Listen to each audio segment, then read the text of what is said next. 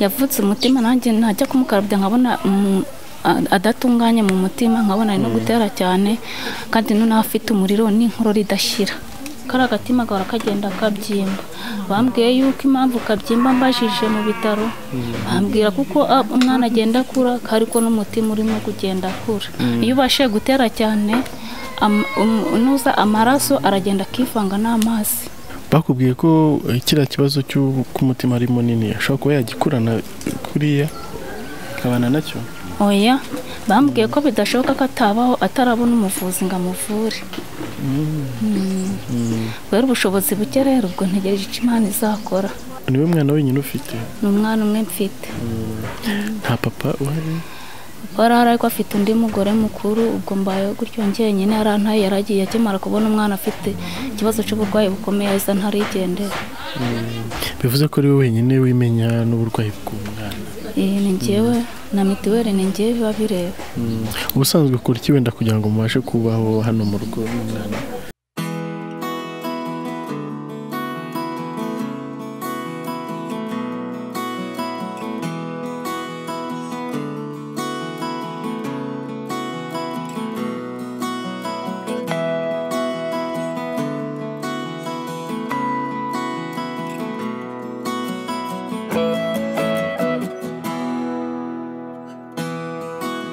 Inshuti za Freemax TV ndabasuhuje kandi nizere ko mumeze neza aho muri mu bice bitandukanye.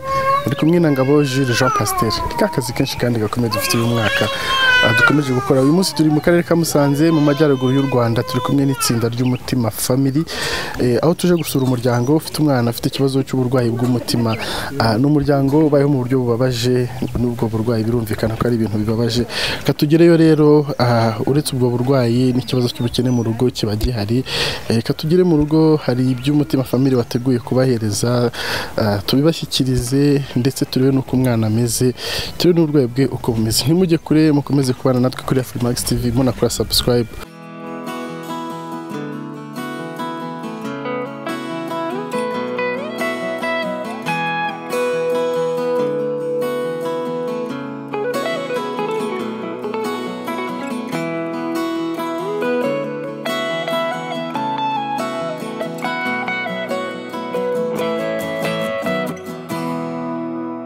Nkuko nabibabwiye rero twageze mu rugo rw'aba mubyeyi ufite umwana ufite ikibazo cy'uburwayi bw'umutima.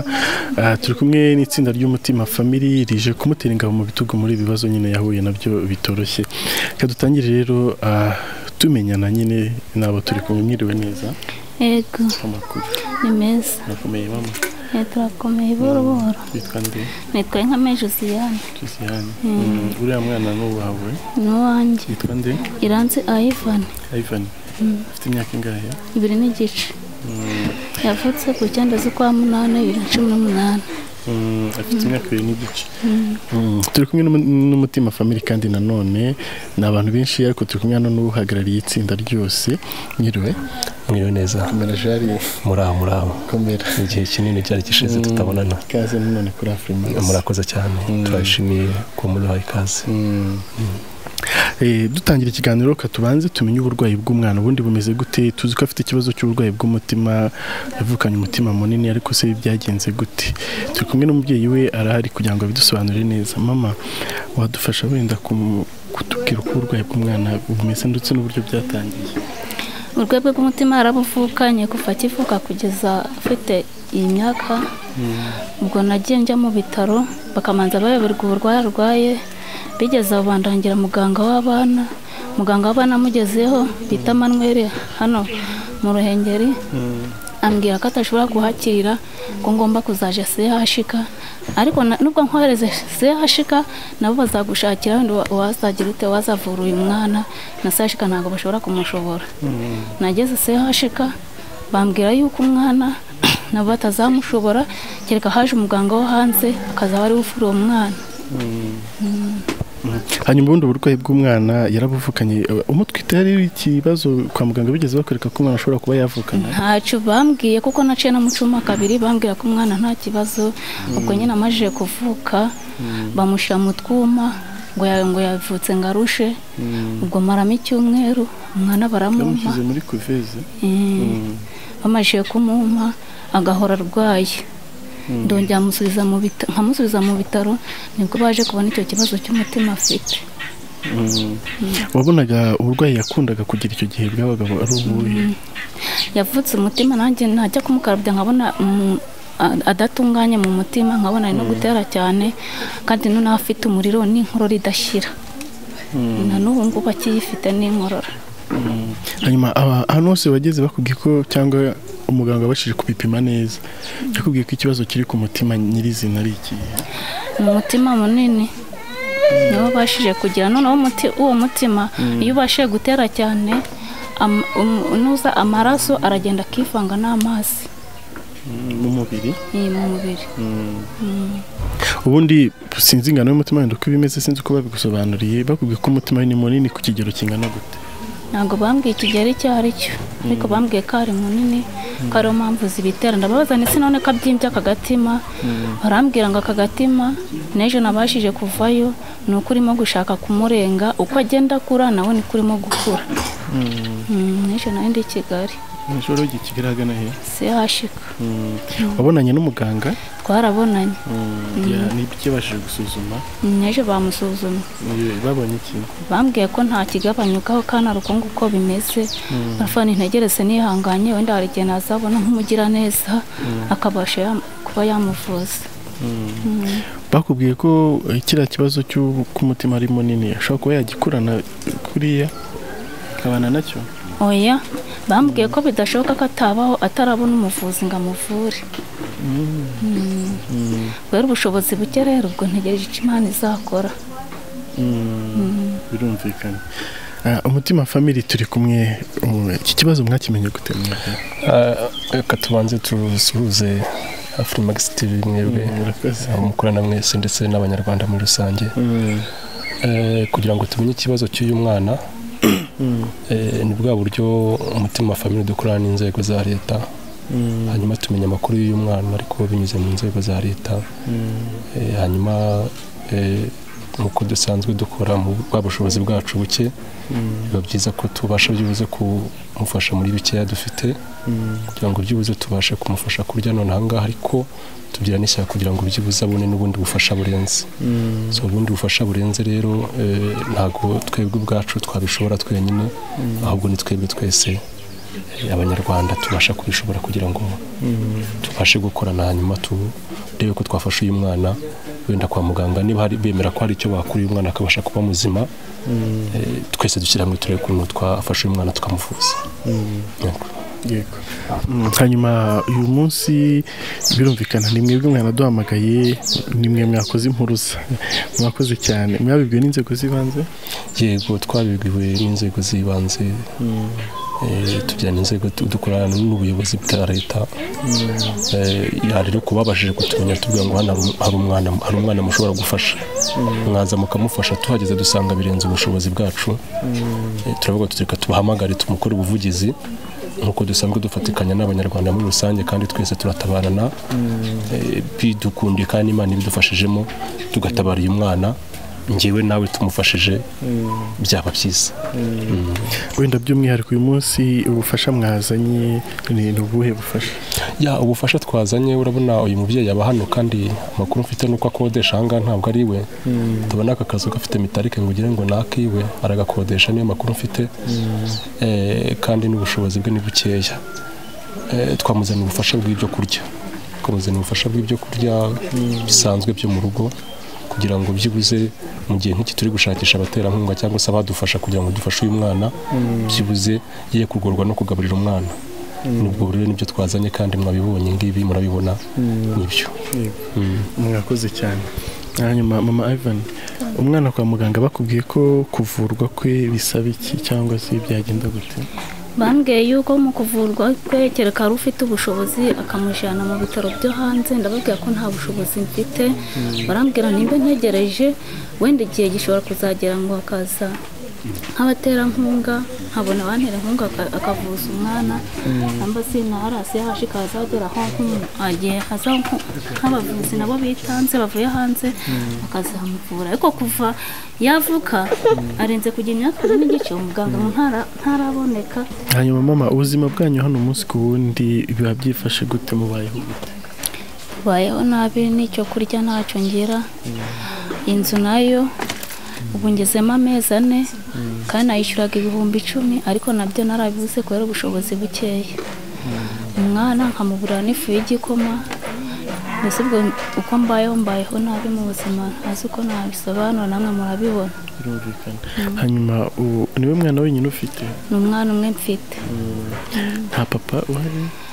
Barahari ariko afite undi mugore mukuru. Ubwo mbayeho gutyo njyenyine, yarantaye yaragiye akimara kubona umwana afite ikibazo cy'uburwayi bukomeye ahise ntarigendera. Bivuze ko ari wowe wenyine wimenya n'uburwayi bw'umwana? Ni njyewe na mituweli ni njyewe biba bireba.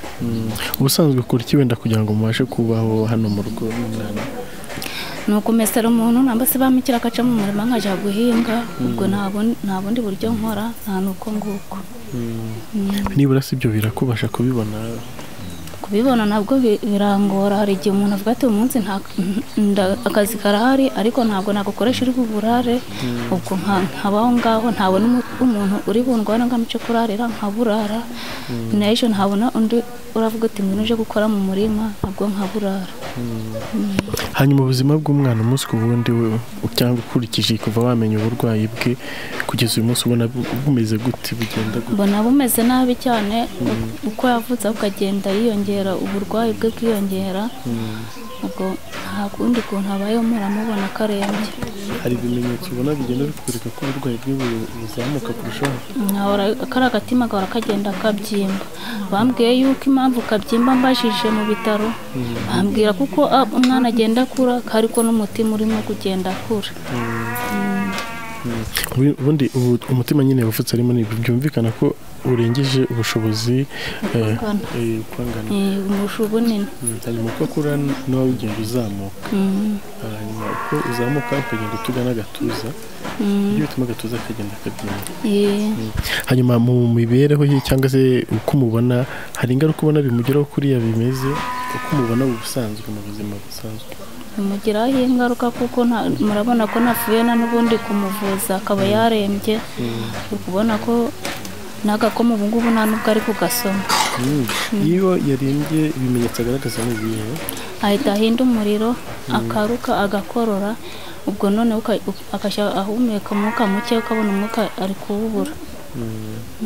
Wenda uretse buriya burwayi bwo kuba umutima ari munini, hari izindi ndwara byaba byaramuteye? Ntazo. Nta n'izindi akunze wenda kuba yarwaragurika? Ntazi indwara afite, nta niyo mparamfuze yavukanye. Hanyuma kwa muganga bakubwiye ko aramutse atabonye ubuvuzi vuba vuba ari ibintu byamugiraho izihe ngaruka? Bambwiye yuko ntabonye ubushobozi ngo muvuze ku mwana adashobora kuzabaho, kazapfa igihe atarabona umuganga ushobora kumuvura. Hari igihe bagwana ashobora kuba atarenze? Ntabwo bamaye igihe, ariko nyine barambwiye ati uko byagenda kose umwana ataravurwa ngo abone intu z'imiti ntabwo azabaho. Hanyuma hano mu Rwanda nta ubushobozi na buke buhari bwo kuba bamuvura, ubundi azavurwa mu buhe buryo gute? Bambwiye ko nta bushobozi bafite kuba bamuvura, kereka hagize umuganga uturuka nko hanze akabasura. Ubwo none wenda bagahita bantumizaho nkagenda, nibwo babashenda kumubaga. Ibyo wabitubwiye, ahubwo umutima wavutse ari munini bazawukorera iki? Bambwiye ko bashobora kumubaga bakawugabanya. Bakawugabanya bigira izindi ngaruka? Harambwiye ngo ntazo.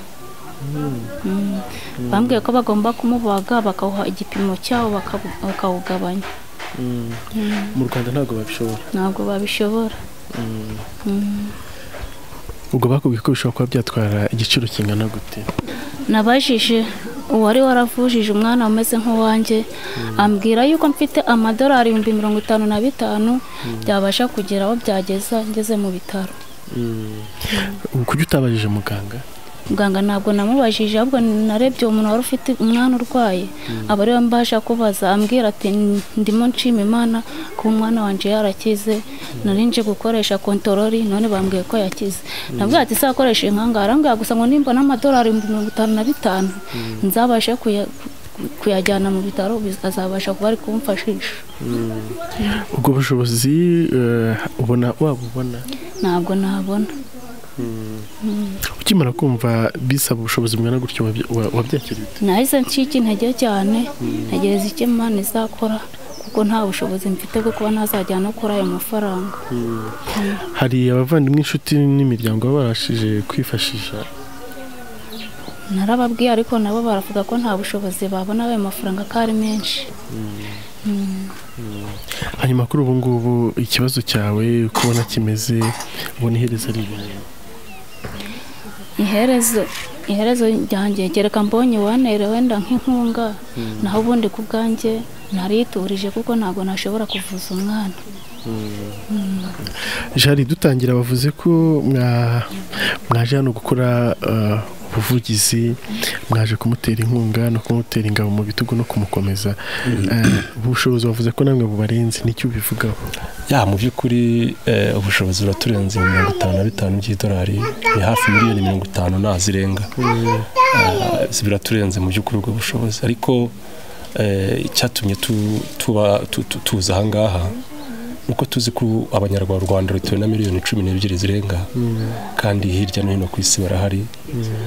Turavuga tutireka tubahamagare cyane ko tuzi ko namwe mujya mukora ubuvugizi abantu bagafashwa, kandi Imana ikabarengera inyuze muri mwebwe abandi banyarwanda bagenzi bacu, tugafatikanya. Uyu ni umwana w'umunyarwanda, ni umwana mutoya, ejo azagira umusaruro igihugu, niwe uzaba afatira runini igihugu mu gihe twe tuzaba turi kuva mu nzira. So rero ndabwira we munyarwanda uri hano mu Rwanda, umunyarwanda uri muri Burayi, muri Amerika, muri Afurika, ku isi hose, dufatikanyije tukavuza uyu mwana twamuvuniraho umugisha, kandi akazagira n'igihugu akamaro, ndetse nawe ejo akazakugira akamaro, akazagira akamaro n'abana banjye n'abana bawe. Urakoze cyane. Tunasoza n'icyo wabwira abadukurikiye? Icyo nabwira abadukurikiye nta si byinshi. Twatojwe kandi twarezwe gukundana, kandi umugabo n'uvana undi ku nzira. Gufasha kwacu, gutanga kwacu nibyo bituma twinjiza. Iyo ufite duke ukadutangamo, Imana iguha ibindi byinshi bikinjira. Rero icyo nabwira abadukurikiye, abanyarwanda, abavandimwe, inshuti zanjye, nimuze dufatikanye dufashe abanyarwanda bene wacu bafite ibibazo bitandukanye, batagize amahirwe yo kubona ubushobozi nk'ubwo ufite. Mufashe muri dukeya kugira ngo nawe Imana ikuhembe, ikugororere. Rero nta kindi kidasanzwe, gusa nuko ngo dufatikanye. Uretse n'uyu mwana, hari n'abandi benshi tubasha kugeraho, ariko byibuze aho tugeze tugerageze gukora igikorwa gifatika, tuvuze uyu mwana kandi tuzamuhonera umugisha. Urakoze cyane. Hanyuma mama, dusoza, nawe n'iki wabwira abadukurikiye muri aka kanya? Nababwira ikibazo mfite cy'ubwo burwayi, ko babasha kumbabarira, nyine bakareba uburyo bamfashamo tukavuza uyu mwana.